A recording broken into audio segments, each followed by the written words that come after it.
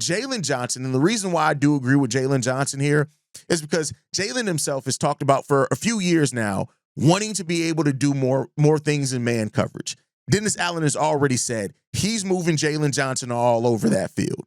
And what that's going to do is that's going to put quarterbacks in a position where they have to think more. In prior years, with the way that Jalen Johnson was used, is he basically was used to shut down one side of the field. We saw it. Teams did not pass really to the side that Jalen Johnson was on, and even when they did, he held them to a really low QB rating. But when the way that moving him around changes things is that if you're lining up as a quarterback and you know the Bears just leave Jalen Johnson on one side of the field, you look at that, you're like, all right, bet we're not going to go to that side of the field.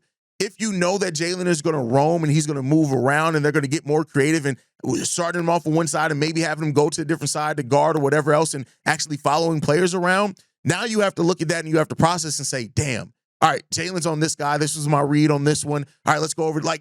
It makes you think more. And Jalen has to perform in that, and Jalen's been calling for this. So now, what's the thing I always say? I like to be able to hold players to what they say about themselves. Jalen laid out his goals for this year. And I said before, even if he reaches a third of those goals, that's a Pro Bowl or all-pro season. So this is a big year for Jalen, and I think that is. And not only in the production on the field, but because he is a leader.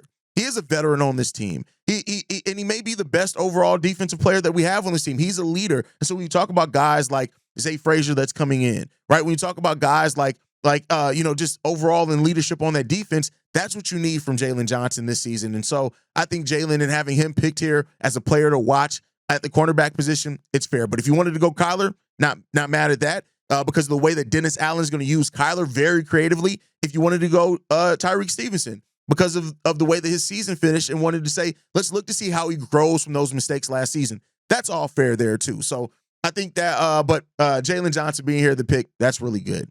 All right, let's get into the last position, and that's safety.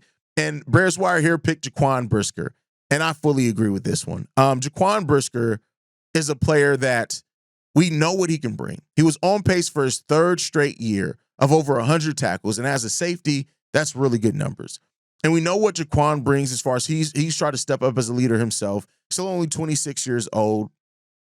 And this is a guy that, when he's healthy, he eliminates so many questions for you. The problem is his health.